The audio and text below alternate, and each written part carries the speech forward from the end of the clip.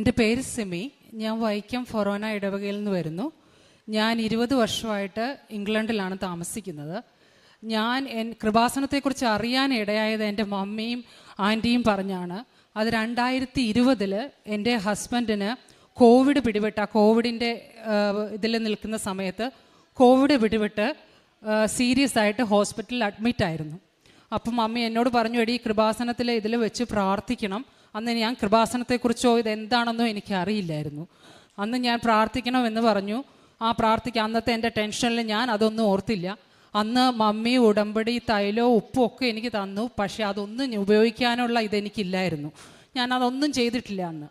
അത് കഴിഞ്ഞപ്പോൾ ഞാൻ 2022 നാട്ടിൽ വന്നപ്പോൾ മമ്മി പറഞ്ഞു, എടി ഞാൻ നേർന്നതാണ്, നാട്ടിൽ നിങ്ങൾ വരുമ്പോൾ നിന്നെ കൃപാസനത്തിൽ കൊണ്ടുപോയി പ്രാർത്ഥിച്ചേക്കാമെന്ന്. അന്ന് ഞാൻ മമ്മിയോട് ദേഷ്യപ്പെട്ടു. വേറെ ഒന്നും കണ്ടല്ല, ഞാൻ പ്രാർത്ഥിക്കുകയും പള്ളിയിൽ പോവുകയും എല്ലാം ചെയ്യുന്നതാണ്. മമ്മിയോട് ഞാൻ പറഞ്ഞു, മമ്മി എല്ലാ ധ്യാന കേന്ദ്രത്തിലും പോയി എല്ലായിടത്തും കയറി പ്രാർത്ഥിക്കും, അത് മമ്മി പ്രാർത്ഥിച്ചാൽ പോരെ, ഞങ്ങളെയും കൂടെ എന്തിനാ വലിച്ചുകൊണ്ട് പോകുന്നേ എന്നും പറഞ്ഞ് വഴക്കുണ്ടാക്കിയാണ് ഞാൻ അന്ന് മമ്മിയുടെ കൊടുത്ത് ഇവിടെ വന്നിട്ടും എനിക്ക് വലിയ താല്പര്യമൊന്നുമില്ലാതെ ഞാൻ ജസ്റ്റ് പ്രാർത്ഥിച്ചു. അത് കഴിഞ്ഞപ്പോൾ എൻ്റെ ആൻറ്റി ഇവിടെ അന്ന് അവിടെ ഇത്ര ആക്റ്റീവ് അല്ലായിരുന്നു, കോവിഡ് കഴിഞ്ഞ സമയമായതുകൊണ്ട്. അപ്പോൾ ആൻറ്റി ഏതോ സിസ്റ്ററിനോട് പറഞ്ഞു, സിസ്റ്റർ ഈ പ്രാർത്ഥനയൊന്നും ഇടാവോ എന്ന് ചോദിച്ചപ്പോൾ ആ സിസ്റ്റർ പറഞ്ഞു, ഇപ്പം അതിനുള്ള സമയമല്ല, ഇത്തിരി കഴിയണമെന്നോ എന്തോ ഒരു കാര്യം സിസ്റ്റർ പറഞ്ഞപ്പോൾ എനിക്കങ്ങ് ദേഷ്യം വന്നു. ഞാൻ ആൻറ്റിയോട് ചോദിച്ചു, എന്താ മാതാവ് അവധിയാണോ എന്ന് ചോദിച്ചു. അത് കഴിഞ്ഞ് ഞാൻ ഇവിടുന്ന് പ്രാർത്ഥിച്ചു. പിറ്റേ ആഴ്ച ഞാൻ UK തിരിച്ചു പോയി.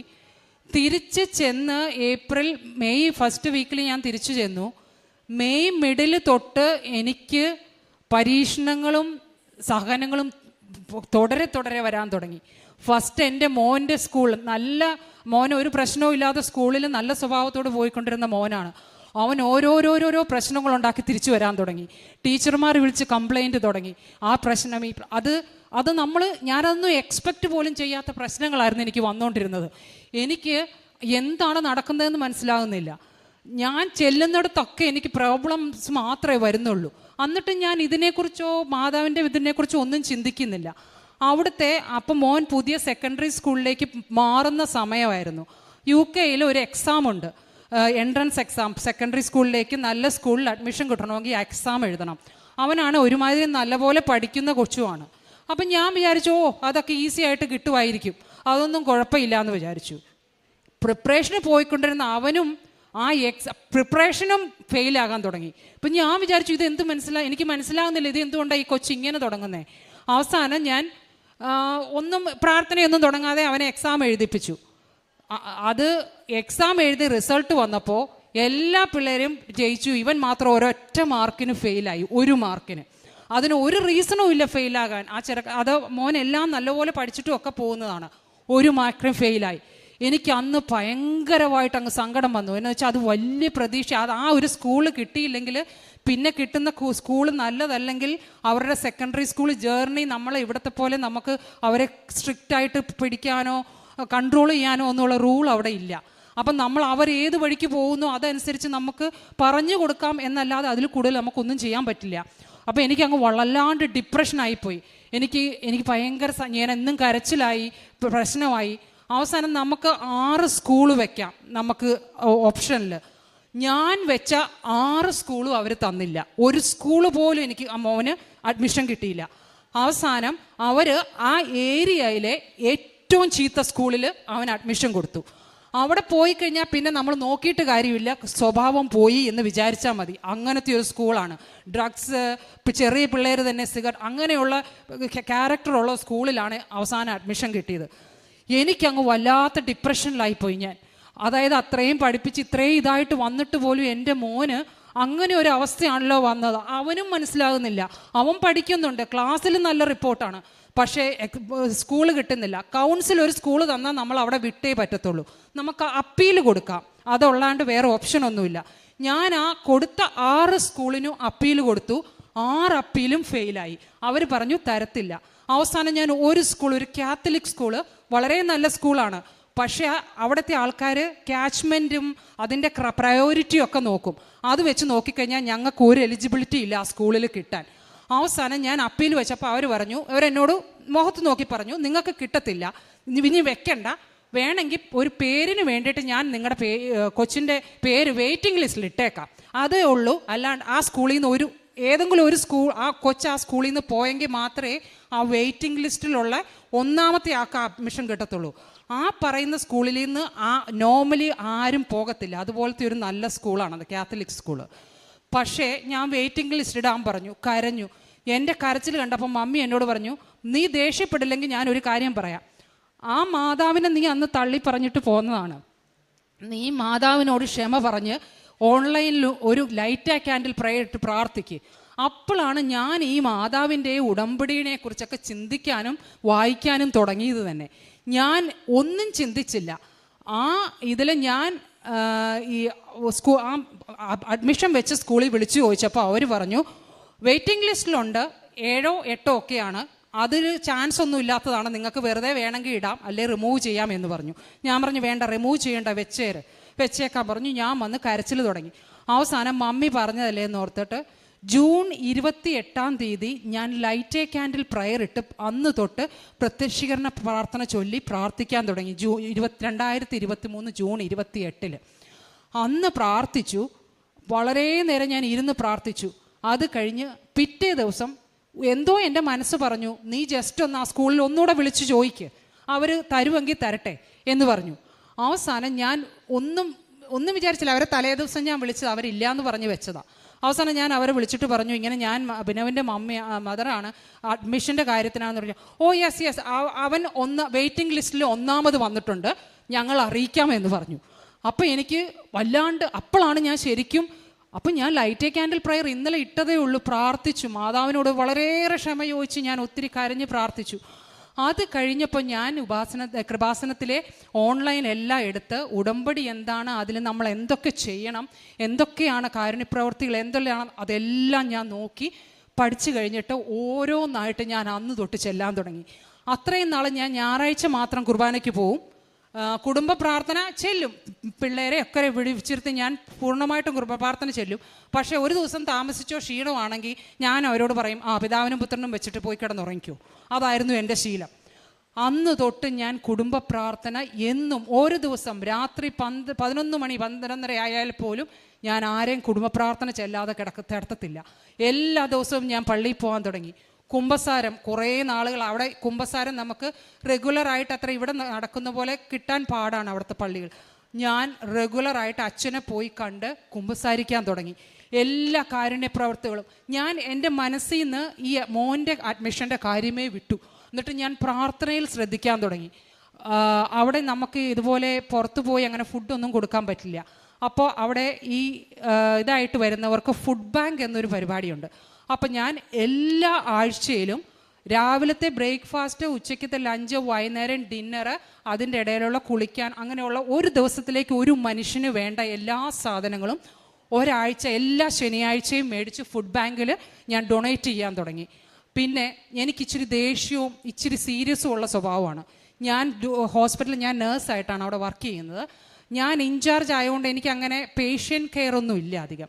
പക്ഷേ ഞാൻ തന്നെ അവിടുത്തെ വർക്ക് ചെയ്യുന്ന സ്റ്റാഫിനോട് പറഞ്ഞ് അങ്ങോട്ട് ഇറങ്ങി പേഷ്യൻ്റ് കെയറൊക്കെ ഞാൻ ചെയ്യാൻ തുടങ്ങി. എല്ലാവരോടും എൻ്റെ ദേഷ്യം കുറച്ചു. പിന്നെ ഞാൻ ആദ്യമേ മനസ്സിൽ വിചാരിച്ചു ആരോടൊക്കെയോ എനിക്ക് ദേഷ്യമുണ്ട്, അതെല്ലാം ഞാൻ റിക്കളക്ട് ചെയ്ത് എല്ലാവരെയും ഞാൻ ഫോൺ വിളിച്ചു, എല്ലാവരോടും സംസാരിക്കാൻ തുടങ്ങി. എല്ലാം കഴിഞ്ഞു. അത് കഴിഞ്ഞ് ഞാൻ അത് കഴിഞ്ഞ് നവംബർ, അത് കഴിഞ്ഞ് മോൻ ആ പഴയ അവർ തന്ന സ്കൂളിൽ തന്നെ പോകാൻ തുടങ്ങി. പക്ഷേ ആ സ്കൂളിൽ പോയെങ്കിലും ഞാൻ കരഞ്ഞുകൊണ്ടാണ് ഞാൻ അവനെ അവിടെ കൊണ്ടാക്കിയത്. തിരിച്ചും ഞാൻ കരഞ്ഞുകൊണ്ട് നടന്നു വന്നിട്ടുണ്ട്.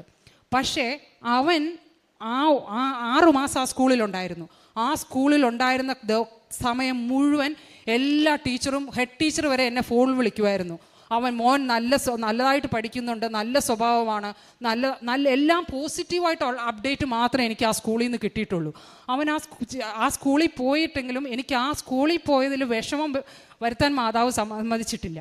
അവസാനം ഞാൻ കഴിഞ്ഞ ജനുവരിയിൽ ഇവിടെ വന്ന് ഉടമ്പടി പുതുക്കി ഞാൻ തിരിച്ചു ചെന്ന് ഫെബ്രുവരി 28 ആയപ്പോൾ ആ സ്കൂളിലെ ഹെഡ് ടീച്ചർ വിളിച്ചിട്ട് പറഞ്ഞു, അഭിനവന് അഡ്മിഷൻ ഈ സ്കൂളിൽ റെഡി ആയിട്ടുണ്ട്, നിങ്ങൾ വന്ന് ചേർത്തോളാൻ പറഞ്ഞു. അങ്ങനെ ഞാൻ ആ സ്കൂളിൽ തന്നെ മോന് മാതാവ് അഡ്മിഷൻ കൊടുത്തു. അവസാനം അപ്ലൈ ചെയ്ത ഒത്തിരി പേരുണ്ടായിരുന്നു ആ കൗൺസിലിൽ, അവർക്ക് ആർക്കും കിട്ടിയില്ല. അവരെല്ലാവരും എന്നോട് വന്ന് ചോദിക്കാൻ തുടങ്ങി, സിമിക്ക് മാത്രം എങ്ങനെയാണ് അഡ്മിഷൻ കിട്ടിയത്? ഞങ്ങളെല്ലാവരും കുറേ നാളായിട്ട് വെയിറ്റിംഗ് ലിസ്റ്റിൽ കിടക്കുകയാണ്, ഞങ്ങൾക്ക് മാത്രം എന്താ അവർ തരാത്തത്? സിമി ആണെങ്കിൽ ഒരു ക്രൈറ്റീരിയയിലും ഇല്ല, ഡിസ്റ്റൻസ് വൈസ് സിമിക്കില്ല, കൗൺസിലും സിമി വേറെയാണ്, എല്ലാം വേറെ ആയിട്ട് പോലും സിമിക്ക് എങ്ങനെ അഡ്മിഷൻ കിട്ടും? അപ്പം ഞാൻ അവരോട് പറഞ്ഞു, എനിക്കൊരു മാതാവുണ്ട്, കിട്ടി. ആ മാതാവാണ് എനിക്ക് അഡ്മിഷൻ തന്നത്. എല്ലാവരോടും ഞാൻ പറയും. അപ്പം ഞാൻ ഇവിടുന്ന് പത്രങ്ങളെല്ലാം മേടിച്ചുകൊണ്ട് പോവും. ഞാൻ ഇംഗ്ലീഷ് പത്രമാണ് അങ്ങോട്ട് മേടിച്ചുകൊണ്ട് പോകുന്നത്. എന്നിട്ട് ഞാൻ അവിടുത്തെ പള്ളികളിലും ഇംഗ്ലീഷ് ആരൊന്നൊന്നുമില്ല, അവിടെ വരുന്ന എല്ലാവർക്കും ഞാൻ പത്രങ്ങൾ, ആദ്യം എനിക്കറിയില്ലായിരുന്നു ഈ പത്രം എങ്ങനെ കൊടുക്കും എന്താണെന്നൊന്നും. എല്ലാവർക്കും ഞാൻ കൊടുക്കാൻ തുടങ്ങി. അന്ന് തൊട്ട് ഇന്ന് വരെ ഞാൻ എൻ്റെ ഉടമ്പടിയിലെ നിബന്ധനകളൊന്നും ഞാൻ ഇത് വെച്ചിട്ടില്ല. എൻ്റെ കാര്യങ്ങൾ ഞാൻ ചെയ്തില്ലെങ്കിൽ പോലും ഞാൻ ചെയ്യാനുള്ളതെല്ലാം ചെയ്യുമായിരുന്നു. പക്ഷേ എനിക്ക് വീണ്ടും വീണ്ടും പരീക്ഷണങ്ങൾ മാത്രമാണ് വന്നുകൊണ്ടിരുന്നത്. ഇത് കഴിഞ്ഞ് മോൻ്റെ അഡ്മിഷൻ കഴിഞ്ഞ ഉടനെ എൻ്റെ ഹസ്ബൻഡിന് ആക്സിഡൻ്റായി കാലിൻ്റെ പാദത്തിലെ എല്ല് കംപ്ലീറ്റ് പൊടിഞ്ഞുപോയി. വണ്ടി കാലയിലോട്ട് വീണ് കംപ്ലീറ്റ് പൊടിഞ്ഞുപോയി. സാർ ഇത് ചെന്നപ്പോൾ റിവ്യൂവിന് ചെന്നപ്പോൾ ഡോക്ടർ പറഞ്ഞു, ഇത് പൊടിഞ്ഞിരിക്കുവാണല്ലോ, ഇതൊന്നും ചെയ്യാൻ പറ്റത്തില്ല, ഒന്നല്ലേ പ്ലാസ്റ്റർ ഇട്ടിട്ട് നമുക്ക് നോക്കാം. എൻ്റെ ഹസ്ബൻഡ് ഒരു ന്യൂറോ സർജനാണ്. പുള്ളിക്കാരന് ഒത്തിരി 10-12 മണിക്കൂറൊക്കെ നിന്ന് സർജറി ചെയ്യുന്ന മനുഷ്യനാണ്. അപ്പോൾ ഈ കാലങ്ങനെ പൊടിഞ്ഞു നിൽക്കുമ്പോൾ പ്രശ്നം എന്നാന്ന് വെച്ചാൽ, അന്ന് പുള്ളി ഡ്യൂട്ടിക്ക് പോയപ്പോഴാണ് ആക്സിഡൻ്റ് ഉണ്ടായത്. ആ ഒടിഞ്ഞ കാലുമായി പുള്ളി കാല് പില്ലോയിൽ വെച്ച് ഒരു 4 മണിക്കൂറെ സർജറി ചെയ്തായിരുന്നു. അത് വേഴ്സായിപ്പോയത്. അവർ പറഞ്ഞു, ഇനി ഒന്നും ചെയ്യാനില്ല, പ്ലാസ്റ്റർ ഇടാം, അത് കഴിഞ്ഞ് ആ എല്ല് എങ്ങനെ കൂടുന്നോ അങ്ങനെ വെച്ച് നമുക്ക് സർജറി ചെയ്ത് നോക്കാമെന്നല്ലാണ്ട് വേറെ എനിക്കൊന്നും പറയാൻ പറ്റില്ല എന്ന് പറഞ്ഞു. ഞാനാണെങ്കിൽ അപ്പം ഹസ്ബൻഡ് എൻ്റെ ഫേസിൽ നോക്കി, ഞാൻ ഒരു ഭാവഭേദവും ഇല്ലാണ്ടിരിക്കുക. എൻ്റെ മനസ്സിൽ കിടക്കുന്നത്, ഞാൻ ഉടമ്പടി എടുത്തിട്ടുണ്ടല്ലോ, പിന്നെ ഞാൻ എന്തിനാ പേടിക്കുന്നതെന്നാണ് എൻ്റെ ചിന്ത. അപ്പോൾ ഹസ്ബൻഡ് എന്നോട് ചോദിക്കുന്നുണ്ട്, സിമി എന്താ ഒന്നും മിണ്ടാത്തേ? ഞാൻ പറഞ്ഞു, ഞാനൊന്നും മിണ്ടുന്നില്ല. ഇപ്പം ഞാൻ അതിന് ഒരു ആൻസറും പറയുന്നില്ല. പ്ലാസ്റ്റർ ഇടുക എന്നല്ലേ അവർ പറഞ്ഞത്, പ്ലാസ്റ്റർ ഇട്, നമുക്ക് നോക്കാം. അത് കഴിഞ്ഞ് ഞാൻ ഒരാളെ മാതാവിനെ ഏൽപ്പിച്ചിട്ടുണ്ട്, അതെങ്ങനെ വരുന്നു നമുക്ക് അങ്ങനെ നോക്കാം. അങ്ങനെ 6 ആഴ്ച പ്ലാസ്റ്റർ ഇട്ട് പുള്ളി ഇരുന്നു. ആ 6 ആഴ്ചയും ഞാൻ എന്നും വെളുപ്പിനെ 5:30 എണീറ്റ് വൈകുന്നേരം പ്രത്യക്ഷീകരണ പ്രാർത്ഥനയും വൈകുന്നേര പ്രാർത്ഥനയും പുള്ളിയുടെ ഹസ്ബൻഡിൻ്റെ കാലയിൽ ഉടമ്പടി എണ്ണ ആ പ്ലാസ്റ്ററിൻ്റെ മുകളിൽ കൂടെ തേച്ച് മാത്രം പ്രാർത്ഥിച്ചു. വേറെ ഒന്നും ഞാൻ പറഞ്ഞു, നിങ്ങൾക്ക് പുള്ളിക്കാരന് ഒരു സർജറിയുടെ ആവശ്യം വരില്ല, മാതാവ് നോക്കിക്കോളും എന്ന് പറഞ്ഞു. അതുപോലെ തന്നെ 6 ആഴ്ച കഴിഞ്ഞപ്പോൾ പ്ലാസ്റ്റർ എടുത്തപ്പോൾ അവർ പറഞ്ഞു, കാലിൻ്റെ എല്ല് നോർമലായിട്ട് തന്നെയാണ് ഫോം ആയേക്കണത്, അതുകൊണ്ട് സർജറി വേണ്ട, കുറച്ച് നാളൊന്ന് കെയർഫുൾ ആയാൽ മതി, പതുക്കെ നടുത്തിലായിട്ട്. അങ്ങനെ ആ കാര്യത്തിലും എനിക്ക് ഇതായി. പക്ഷേ പിന്നെയും പരീക്ഷണം എൻ്റെ അവിടെ തീർന്നില്ല. ഹസ്ബൻഡിൻ്റെ പ്ലാസ്റ്റർ വെട്ടിയപ്പോൾ ഉടനെ മകൻ പോയി സ്കൂളിൽ വീണ് കൈ ഒടിച്ചിട്ട് വന്നു. നോക്കിയപ്പോൾ അവനും കൈ ഫ്രാക്ചർ. ഞാൻ ആലോചിക്കും, പക്ഷേ എനിക്കത് സന്തോഷമായിരുന്നു. അച്ഛൻ്റെ പ്രസംഗം ഞാൻ റെഗുലറായിട്ട് ജൂൺ തൊട്ട് കേൾക്കാൻ തുടങ്ങിയതാണ്. എല്ലാ പ്രസംഗവും എല്ലാ ധ്യാനവും ഞാൻ റെഗുലറായിട്ടിരുന്ന് കേൾക്കും. സാക്ഷ്യങ്ങളാണ്. ഞാൻ പണ്ടൊക്കെ ഫേസ്ബുക്കും ഇൻസ്റ്റാഗ്രാമും ഒക്കെ വെച്ചോണ്ടാണ് ഞാൻ ഇരുന്നിരുന്നത്. ഇപ്പം ഞാൻ കുക്ക് ചെയ്യുമ്പോഴൊക്കെ ആണെങ്കിലും സാക്ഷ്യങ്ങളും അച്ഛൻ്റെ പ്രസംഗവുമാണ് ഞാൻ കണ്ടിന്യൂസ് ഇടുന്നത്. അതിനകത്ത് അച്ഛൻ പറഞ്ഞു കേൾക്കുന്നുണ്ട്, നിങ്ങൾക്ക് പരീക്ഷണം വരുമ്പോൾ നിങ്ങൾ സന്തോഷിക്കണം, അല്ലാണ്ട് വിഷമം വരരുത്. പെട്ടെന്ന് മാനുഷികമായിട്ട് എൻ്റെ മനസ്സിൽ വിഷമം വന്നാലും ഞാൻ ചിന്തിക്കും, ഇല്ല മാതാവ് പരീക്ഷിക്കുന്നതാണ്, ഇതിനകത്ത് എനിക്ക് തോക്കാൻ പാടില്ല എന്ന് പറഞ്ഞു. അങ്ങനെ മോനും ഇതായി. അത് കഴിഞ്ഞ് മോൻ്റെ ഇത് ശരിയായി കഴിഞ്ഞപ്പോൾ ഈ കുറച്ച് നാൾ മുമ്പ് മോള് സ്കൂളിൽ ഡാൻസിന് പോയി മുട്ടിൻ്റെ ചിരട്ട തെറ്റി. അവളും ക്രച്ചസേലായി. ഞാൻ വിചാരിച്ചു, കർത്താവെ, ഒരു ദിവസം പോലും സമാധാനത്തോടെ ഇരിക്കാൻ പറ്റുന്നില്ല. അവൾക്ക് എക്സാമാണ്, ഇന്ന് എക്സാം തുടങ്ങുകയാണ്. അപ്പോൾ അവൾക്ക് അതും ചെയ്യാൻ പറ്റുന്നില്ല. അവസാനം ഞാൻ ഒന്നും ചെയ്തില്ല, ഉടമ്പടി എണ്ണ മാത്രം തേച്ചു. അവസാനം മോളും പറയാം, അമ്മേ ഒരു ഓയിലും തേക്കേണ്ട, ആ ഉടമ്പടി എണ്ണ തേച്ചാൽ മതി, അതൊക്കെ ശരിയായിക്കോളും എന്ന് പറഞ്ഞ് 2 ദിവസം ബാൻഡേജ് ഇട്ട് നടന്നു. പിന്നെ ഉടമ്പടി എണ്ണ തേച്ചു, അത് ശരി. മോള് ക്രച്ചസ് അങ്ങ് മാറ്റിയ പുറകെ കഴിഞ്ഞ ഞാൻ ഇങ്ങോട്ട് ഞാൻ ഈ നാട്ടിലേക്ക് സാക്ഷ്യം പറയാൻ വരണമെന്ന് പറഞ്ഞ് ഞാൻ ടിക്കറ്റ് ബുക്ക് ചെയ്തതിൻ്റെ പിറ്റേ ദിവസം ഹസ്ബൻഡിന് അടുത്ത ആക്സിഡൻറ്റ്. ആ ഒടിഞ്ഞ കാല് തന്നെ പിന്നെ ഒടിഞ്ഞു.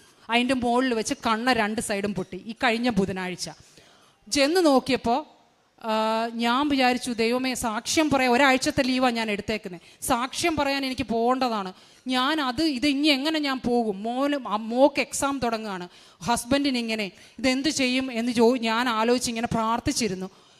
പ്ലാസ്റ്റർ ഇട്ടപ്പോൾ അവർ പറഞ്ഞു, കണ്ണയുടെ 2 എല്ലും പൊട്ടിയിട്ടുണ്ട്, പക്ഷേ അത് ഡിസ്പ്ലേസ് ആയിട്ടില്ല, അതുകൊണ്ട് നമുക്ക് പ്ലാസ്റ്റർ ഇട്ട് നോക്കാം, അല്ലെങ്കിൽ നിങ്ങൾക്ക് ഓപ്ഷൻ തരാം, സർജറി ചെയ്യാം, നിങ്ങൾ ഓപ്ഷൻ എടുക്കാൻ പറഞ്ഞു. പുള്ളി പറഞ്ഞു ഇല്ല പ്ലാസ്റ്റർ ഇട്ടാൽ മതി എന്ന് പറഞ്ഞിട്ട് ഞങ്ങൾ പ്ലാസ്റ്റർ ഇടിച്ച് വീട്ടിൽ വന്നിട്ട് ഹസ്ബൻഡ് പറഞ്ഞു സിമി, അപ്പം എൻ്റെ പപ്പയുടെയും മമ്മിയുടെയും 50th വെഡ്ഡിങ് ആനിവേഴ്സറിക്കും കൂടെ ഞങ്ങൾ വരാമെന്ന് ഓർത്താൽ പ്ലാൻ ചെയ്തേ. അപ്പോൾ പുള്ളി പറഞ്ഞു സിമി, അപ്പം ഞാൻ മാതാവിനോട് പറഞ്ഞു മാതാവേ ഞാൻ 5 കൊന്ത ഇന്ന് എത്തിക്കും, ആ എത്തിച്ച് തീരുന്നതിന് ഒരുപാട് എനിക്ക് ഇതിനൊരു തീരുമാനം ഉണ്ടാക്കണം. എൻ്റെ അപ്പനും അമ്മയും അപ്പുറത്തെ സൈഡിൽ, ഹസ്ബൻഡ് ഇപ്പുറത്തെ സൈഡിൽ, എനിക്ക് ആരെയും കളയാൻ പറ്റില്ല. അപ്പോൾ വീട്ടിൽ വന്ന് വന്ന് അന്ന് എനിക്ക് നൈറ്റ് ഡ്യൂട്ടി ആയിരുന്നു. രാവിലെ വന്ന് ഞാൻ മഹിമയുടെ രഹസ്യവും ചൊല്ലി തീർത്തപ്പോൾ ഹസ്ബൻഡ് വന്ന് എൻ്റെ കൈ കൊണ്ട് ടിക്കറ്റ് തന്നിട്ട് പറഞ്ഞു, ഞാൻ ആദ്യം 20 ദിവസം എടുത്തായിരുന്നു. ഹസ്ബൻഡ് വന്നിട്ട് പറഞ്ഞു സിമി, എന്നെക്കാളും മുമ്പ് സിമി കണ്ടത് സിമിയുടെ പപ്പയും മമ്മിയാണ്, അതുകൊണ്ട് സിമി പോകണം. ഇതാ ഞാൻ റിട്ടേൺ ഉള്ള ടിക്കറ്റ് മാത്രം ഞാൻ മാറ്റിയിട്ടുണ്ട്, അതുകൊണ്ട് സിമി പോവുക, ഫങ്ഷൻ നടത്തിയിട്ട് സാക്ഷ്യവും പറഞ്ഞ് പിറ്റേ ദിവസം സിമി തിരിച്ചു പോര്. ആ ഒരാഴ്ച ഞാൻ എങ്ങനെയെങ്കിലും മാനേജ് ചെയ്തോളാം, കുഴപ്പമില്ല, സിമി കുറച്ച് എന്തെങ്കിലും ഫുഡോ എന്തെങ്കിലും കുക്ക് ചെയ്ത് വെച്ചിട്ട് പോയാൽ മതി, ഞാൻ മാനേജ് ചെയ്തോളാം എന്ന് പറഞ്ഞ് എനിക്ക് ടിക്കറ്റ് കൊണ്ട് എൻ്റെ കയ്യിൽ തന്നു. അപ്പോഴും ഞാൻ മാതാവിനോട് 1000 നന്ദി പറഞ്ഞു. എന്ന് വെച്ചാൽ എനിക്ക് ഏത് ഡിസിഷൻ എടുക്കണമെന്ന് അറിയാൻ മേലാണ്ട് ഞാൻ നിൽക്കുമായിരുന്നു. അങ്ങനെ പുള്ളിക്കാരൻ എന്നോട് പറഞ്ഞു ഒരാഴ്ച സമാധാനമായിട്ട് പോയിട്ട് വാ, അത് കുഴപ്പമില്ല എന്ന് പറഞ്ഞു. ഞാൻ ഇങ്ങനെ ഇന്ന് പോന്നു. അവിടെയും തീർന്നില്ല എൻ്റെ പരീക്ഷണം. ഞാൻ ഇന്നലെയാണ് ഞാൻ വന്നത്. ഞാൻ ചെക്ക് ഇൻ ചെയ്തു. അവിടെ എനിക്ക് ബ്രിട്ടീഷ് പാസ്പോർട്ടാണ്, അപ്പോൾ ഇവിടുത്തെ OCI എന്ന് പറഞ്ഞൊരു കാർഡുണ്ട്. ഞാൻ ബ്രിട്ടീഷ് പാസ്പോർട്ട് കൊടുത്ത് ടിക്കറ്റും കൊടുത്ത് ചെക്ക് ഇൻ ചെയ്തു. ഗേറ്റിൻ്റെ അടുത്ത് വന്നപ്പോൾ ആണ് ഞാൻ പെട്ടെന്ന് ഓർക്കുന്നത് എൻ്റെ OCI കാർഡ് കാണുന്നില്ലല്ലോ എന്ന്. ഞാനും എൻ്റെ സിസ്റ്ററും കൂടെയാണ് വന്നത്, ഞങ്ങൾ 2 പെൺപിള്ളേരാണ്. അപ്പോൾ അവളോട് ചോദിച്ചപ്പോൾ അവൾ പറഞ്ഞു എൻ്റെ കയ്യിൽ തന്നിട്ടില്ല, എനിക്കറിയില്ല എന്ന് പറഞ്ഞു. നോക്കി എൻ്റെ കയ്യിലുള്ള ഹാൻഡ് ലഗേജും എല്ലാ ലഗേജും ഞാൻ ഇറക്കിയിട്ട് അവിടെ നിന്ന് തപ്പി, ആ സാധനം അതിനകത്തില്ല. എനിക്കിവിടെ അതില്ലെങ്കിൽ ഇവിടെ വന്ന് ഇറങ്ങാൻ പറ്റത്തില്ല, എനിക്ക് തിരിച്ചു പോകാനും പറ്റത്തില്ല, ഒന്നുമില്ലാത്ത അവസ്ഥ. ഞാൻ അവസാനം ആ ടിക്കറ്റ് ഞാൻ ചെക്ക് ഇൻ ചെയ്ത് അവിടെ തൊട്ട് ഇങ്ങേ അറ്റം വരെ ഞാൻ എല്ലായിടവും പോയി തപ്പി, ഒരിടത്തും കിട്ടുന്നില്ല. അവിടെ എയർപോർട്ടിൽ അവർ അനൗൺസ് ചെയ്തു, എങ്ങും ഇല്ല. അവസാനം ആ ക്രൂവിലെ ആൾ എന്നെ സൈഡിലോട്ട് വിളിച്ച് നിർത്തിയേച്ചും പറഞ്ഞു മാഡം ഇങ്ങോട്ട് പോവാ, ഒരു കാര്യം ഞാൻ പറയാം, ഈ OCI ഇല്ലാതെ റൂൾ അനുസരിച്ച് എനിക്ക് നിങ്ങളെ കയറ്റി വിടാനുള്ള റൈറ്റ് ഇല്ല, പക്ഷെ ഞാൻ നിങ്ങളെ ഇപ്പോൾ ഇവിടെ പിടിച്ചു നിർത്തിക്കഴിഞ്ഞാൽ നിങ്ങളുടെ ഫ്ലൈറ്റ് പോകും. ഒരു ഉപകാരം ഞാൻ ചെയ്യാം, ഞാൻ ഇത് അറിഞ്ഞിട്ടില്ല, നിങ്ങൾ കയറിപ്പോവുക. അവിടെ ഇന്ത്യയിൽ ചെന്ന് ഇറങ്ങുമ്പോൾ അവരോട് പറയുക എവിടെ പോയെന്ന് അറിയില്ല, ഓൺ ദ വേയിൽ OCI മിസ്സായി, പാസ്പോർട്ട് ഉണ്ട്, അതുകൊണ്ട് എനിക്ക് നിങ്ങൾ കയറിപ്പോക്കോ, പക്ഷേ അവിടെ ചെന്ന് എന്താവുമെന്ന് എനിക്കറിയില്ല എന്ന് പറഞ്ഞു. ഞാൻ ആ പോയ സമയം മുഴുവൻ പ്രത്യക്ഷീകരണ പ്രാർത്ഥനയും വിശ്വാസ പ്രമാണവും ചൊല്ലി എൻ്റെ സിസ്റ്ററിൽ നിന്ന് പ്രാർത്ഥിക്കുന്നു. അവസാനം ഞാൻ മാതാവിനോട് പറഞ്ഞു ഞാൻ ഫ്ലൈറ്റിൻ്റെ ഗേറ്റിൻ്റെ തൊട്ട് ഫ്രണ്ടിലാണ്, കുറച്ചും ഇങ്ങോട്ട് മാറിയാൽ നിൽക്കാം, കുറച്ചങ്ങ് നടന്നു പോകണം. ഞാൻ അതിൻ്റെ ഫ്രണ്ടിൽ നിന്ന് മാതാവിനോട് പറഞ്ഞു മാതാവേ ഞാൻ സാക്ഷ്യം പറയാൻ വരാനുള്ളതാണ്, ഞാൻ ഈ ഫ്ലൈറ്റിൻ്റെ ഉള്ളിൽ കാല് വെക്കുന്നതിന് പാടെ എനിക്ക് എൻ്റെ OCI കാർഡ് തിരിച്ചു കിട്ടണം, ഇല്ലെങ്കിൽ എനിക്ക് അവിടെ ചെന്ന് അവരോട് പറഞ്ഞു നിൽക്കാൻ പറ്റത്തില്ല. അങ്ങനെ പറഞ്ഞ് ഞാൻ ഒരു വിശ്വാസ പ്രമാണം കൂടെ ചെയ്തപ്പം എൻ്റെ സിസ്റ്റർ സൈഡിൽ ഇരുന്ന് പ്രാർത്ഥിക്കുവാണ്. ഞാൻ നോക്കിയപ്പോൾ അവളുടെ ജാക്കറ്റ് അവളുടെ അരയിൽ കെട്ടി വെച്ചേക്കുക. ആ ജാക്കറ്റ് എടുക്കേണ്ട ഒരു കാര്യമില്ല, ഞങ്ങൾ ആ ജാക്കറ്റ് യൂസ് ചെയ്തിട്ടില്ല. അപ്പോൾ ഞാൻ പറഞ്ഞിട്ട് സിനി ആ ജാക്കറ്റിലൊന്ന് നോക്കിക്കുക അവിടെ ഉണ്ടോ എന്ന്. സിനി പറഞ്ഞു അതിനകത്തൊന്നുമില്ല, ഞാനത് എടുത്തിട്ടേ ഇല്ല, അത് എൻ്റെ അരയെ കെട്ടി വെച്ചേക്കുക. ഞാൻ പറഞ്ഞു നീ ഒന്ന് നോക്ക് അതിനകത്തുണ്ടെങ്കിലോ എന്ന് പറഞ്ഞ് നോക്കിയപ്പോൾ ആ ജാക്കറ്റിലിരിക്കുന്നു എൻ്റെ OCI കാർഡ്. അതെങ്ങനെ അതിനകത്ത് ഇട്ടെന്നോ ഞങ്ങളത് തൊട്ടിട്ടോ ഒന്നുമില്ല. ആ നടക്കാൻ പോകുന്നത് എന്നാന്ന് വെച്ചാൽ ഫ്ലൈറ്റിൽ കയറിയ ഉടനെ നമുക്ക് പിന്നെ UK പോകുന്ന ചൂടില്ല, ഞങ്ങൾ ആ ജാക്കറ്റ് എടുത്ത് സൂട്ട് കേസിൽ വെക്കും, പിന്നെ അത് നോക്കത്തില്ല. അതോടുകൂടി ആ ചാപ്റ്റർ അവിടെ അടഞ്ഞു. പിന്നെ എനിക്കിവിടെ വന്ന് എങ്ങനെയെങ്കിലും ഇറങ്ങിയാലും എനിക്ക് തിരിച്ചു പോകാൻ പറ്റത്തില്ല, ആകെ പ്രശ്നമാകും. നോക്കിയപ്പോൾ മാതാവിൻ്റെ കൃപ കൊണ്ട് ആ ജാക്കറ്റിലിരിക്കുന്നു ഇത്. അങ്ങനെ ആ കാര്യത്തിലും മാതാവ് എന്നെ സഹായിച്ചു. പിന്നെ എനിക്ക് 2 പപ്പയുടെ സർജറി ചെയ്തിട്ട് കഴിഞ്ഞ ആ പ്രാവശ്യം ഞാൻ പോയായിരുന്നു. ഞാൻ തിരിച്ച് UK ചെന്നപ്പോൾ തൊട്ട് പപ്പയുടെ ആ സർജറിയുടെ സൈറ്റ് ലീക്കാകാൻ തുടങ്ങി. പപ്പയ്ക്ക് 82 വയസ്സുണ്ട്. ഡോക്ടർ പറഞ്ഞു ഒന്നല്ലേ അത് റീഓപ്പൺ ചെയ്യാം, പക്ഷേ ഇത്രയും പ്രായമുള്ളതുകൊണ്ട് റിസ്ക്കാണ്. ഞാൻ പറഞ്ഞു പപ്പ റീഓപ്പൺ ചെയ്യേണ്ട, നമുക്ക് പ്രാർത്ഥിക്കാം. മമ്മിയും കൊണ്ടുപോയി ഉടമ്പടി എണ്ണ പപ്പയ്ക്ക് കൊടുത്തു. ഞാൻ അവിടെ ഇരുന്ന് പ്രത്യക്ഷീകരണ പ്രാർത്ഥന ചൊല്ലി എൻ്റെ ഷോൾഡറിൽ ആ ഉടമ്പടി എണ്ണ തൊട്ട് പ്രാർത്ഥിച്ചു. കുറച്ച് ദിവസം കഴിഞ്ഞപ്പോൾ പപ്പ പറഞ്ഞു ഇല്ലടി അത് നിന്നു, ഇപ്പം അതിനകത്തുനിന്നൊന്നും വരുന്നില്ല, എല്ലാം നോർമലായി. അവിടെ പണ്ടൊരു ഹോള് പോലെ ഉണ്ടായിരുന്നു, ആ ഹോളൊന്നും ഇല്ല, ഇപ്പം അതൊക്കെ അടഞ്ഞു എന്ന് പറഞ്ഞു. പിന്നെ എൻ്റെ കൂട്ടത്തിൽ പഠിക്കുന്ന ഒരു ചേച്ചിയുടെ മോക്ക് 5 വർഷമായിട്ട് കല്യാണം കഴിഞ്ഞിട്ട് കുഞ്ഞുങ്ങളില്ലായിരുന്നു. അവർക്കും ഈ കൃപാസനത്തെക്കുറിച്ചൊന്നും അറിയില്ല. ഞാൻ ആ മോളോട് എപ്പോഴും പറയുമായിരുന്നു ഇങ്ങനെ ഒരു സ്ഥലമുണ്ട്, വളരെ അനുഭവം ഉള്ളതാണ്, മോളത് പ്രാർത്ഥിക്കണം എന്നൊക്കെ പറഞ്ഞു കൊടുക്കുമായിരുന്നു. അവസാനം ഞാൻ എൻ്റെ പ്രാർത്ഥനയിൽ ആ മോളെ സമർപ്പിച്ച് പ്രാർത്ഥിച്ചു. ആ മോൾ ഇപ്പോൾ 4 മാസം പ്രഗ്നൻ്റ് ആണ്. ആ മോളും എന്നോട് ചോദിച്ച് ഓൺലൈനിൽ ഉടമ്പടി എടുത്തിട്ടിരിക്കുകയാണ്. അതുപോലെ തന്നെ എൻ്റെ ഒരു ഫ്രണ്ട് നാട്ടിൽ നിന്ന് വിളിച്ചു പറഞ്ഞു, അവൾക്ക് ഡെങ്കു ഫീവറാണ്, സിമി ഭയങ്കര വേദന, നീ ഒന്ന് പ്രാർത്ഥിക്കാവോ, വേദന സഹിക്കാൻ വയ്യ എന്ന് പറഞ്ഞ് ഞാൻ അപ്പം തന്നെ മെഴുകുതിരി കത്തിച്ചു വെച്ച് ഈ മാതാവിനോട് അതും സമർപ്പിച്ച് പ്രാർത്ഥിച്ചു. അത് കുറച്ച് കഴിഞ്ഞപ്പോൾ അവളും സൗഖ്യപ്പെട്ട് ഡിസ്ചാർജ് ആയി എന്ന് പറഞ്ഞു. അതുപോലെ എൻ്റെ ചേച്ചിയുടെ മോക്ക്, അവളും അവിടെയാണ്, മെഡിസിൻ അഡ്മിഷൻ കിട്ടണമെന്ന് ഭയങ്കര ആഗ്രഹമായിരുന്നു. പക്ഷേ UK മെഡിസിൻ അഡ്മിഷൻ ഭയങ്കര ഡിഫിക്കൽട്ടാണ്. അത് ഞാൻ എൻ്റെ ആദ്യത്തെ ഉടമ്പടിയിൽ വെച്ചിരുന്നു, എൻ്റെ ആ മോക്ക് ഇത് അഡ്മിഷൻ കിട്ടണമെന്ന്. അങ്ങനെ UK one of the best യൂണിവേഴ്സിറ്റിയിൽ, കിങ്സിൽ ആ മോക്ക് മെഡിസിൻ അഡ്മിഷൻ ഞാൻ ഇവിടുന്ന് പോയതിൻ്റെ പിറ്റേ മാസം തന്നെ ലഭിച്ചു. കുറേ പേര് അപ്ലൈ ചെയ്തിട്ട് കിട്ടാറുന്നതാണ്, ആ മോക്ക് അത് ലഭിച്ചു. അങ്ങനെ ഇത് കൂടാതെ കുറേ അനുഗ്രഹങ്ങൾ എനിക്ക് കിട്ടിയിട്ടുണ്ട്. ഇത് ഞാൻ ഇത്രയും ഇത് തന്ന മാതാവിനും ഈശോയ്ക്കും ഞാൻ 1000 നന്ദി പറഞ്ഞുകൊള്ളുന്നു. ആത്മീയമായിട്ട് ചെയ്യുന്നത് പള്ളിയിൽ പോയി ദിവസവും എൻ്റെ ബൈബിൾ വായന 4ാമത്തെ തവണ ഞാൻ ബൈബിൾ ഇപ്പോൾ ഫിനിഷ് ചെയ്തത്. എല്ലാ ദിവസവും ഞാൻ എന്ത് ഇതില്ലെങ്കിലും ബൈബിൾ വായിച്ചു തീർക്കും. ഞാൻ നൈറ്റ് ഡ്യൂട്ടിയിലുള്ള ദിവസം തിരിയും ഇതും കൊണ്ടുപോയി ഒരു 12നും 5:30ക്കും ഇടയ്ക്കുള്ള ഏതെങ്കിലും ഒരു ഗ്രാപ്പിൽ എനിക്ക് സമയം കിട്ടുമ്പോൾ എൻ്റെ ബ്രേക്ക് റൂമിൽ പോയി ഞാൻ മുട്ടുകുത്തി നിന്ന് ആ പ്രത്യക്ഷീകരണ പ്രാർത്ഥനയും ഇപ്പോഴത്തെ അച്ഛൻ്റെ ഡെയിലി ബ്രെഡും എല്ലാ ദിവസവും 5:30ക്ക് മുമ്പ് ഞാൻ അന്ന് തൊട്ട് 4:30 ജൂൺ 28 തൊട്ട് 4:30ക്ക് എണീറ്റ് എല്ലാ പ്രാർത്ഥനയും എല്ലാ പ്രവൃത്തിയും ആരെന്ത് സഹായം ചോദിച്ചാലും ഞാൻ നോ എന്ന് പറയില്ല. അതുപോലെ തന്നെ എൻ്റെ ഹസ്ബൻഡും, പുള്ളിക്കാരനാണേലും 10 രൂപ ഉണ്ടെങ്കിൽ പോലും ഒരാൾ ചോദിച്ചാൽ അതിനകത്തുനിന്ന് 5 മുഴുവൻ കൊടുക്കാൻ പറ്റുമെങ്കിൽ അങ്ങനെയാണേലും സഹായിക്കുന്നവരും. അതുപോലെ പിള്ളേരാണെങ്കിലും മൗനോട് പറയും, മോനെ നമുക്ക് ദൈവം ഒരു സഹായം ചെയ്യുമ്പോൾ നമ്മൾ അന്ന് തന്നെ വേറൊരാൾക്ക് ആ സഹായം തിരിച്ച് ചെയ്തിരിക്കണം. അങ്ങനെ മോൻ്റെ അഡ്മിഷൻ്റെ അന്ന് കിട്ടിയ അന്ന് മോന് യൂണിഫോം മേടിക്കാൻ പോയ അന്ന് അവിടെ ഒരു വഴിയിലിരുന്ന ഒരു മനുഷ്യനെ കണ്ടപ്പോൾ ഞാൻ പറഞ്ഞു, മോൻ്റെ കൈ പൈസ കൊടുത്തിട്ട് പറഞ്ഞു, നീ പോയി ആ മോന് അയാൾക്ക് ആ മനുഷ്യന് ഫുഡ് മേടിച്ച് കൊടുക്കണം. നമുക്ക് ദൈവം തന്ന സഹായം നമുക്ക് മറ്റുള്ളവരിലേക്ക് പകർന്നു കൊടുക്കാനുള്ള ഇതുണ്ടാകണം. അതുപോലെ തന്നെ എൻ്റെ സ്വഭാവത്തിലുമൊക്കെ കുറേ ഇത് ഇനിയും മാറ്റാനുണ്ട്. അത് ഞാൻ പതിയെ മാതാവിനോട് പ്രാർത്ഥിക്കുന്നു. ഒഴിവ് സമയങ്ങളിൽ കൊന്തയും ജമാലയും എല്ലാം ചൊല്ലി ഞാൻ പ്രാർത്ഥിക്കാറുണ്ട്. 63-ാം സങ്കീർത്തനത്തിൻ്റെ 2-ാം വാക്യത്തിൽ നമ്മൾ ഇങ്ങനെ കാണുന്നുണ്ട്, അങ്ങയുടെ ശക്തിയും മഹത്വവും ദർശിക്കുവാൻ ഞാൻ വിശുദ്ധ മന്ദിരത്തിൽ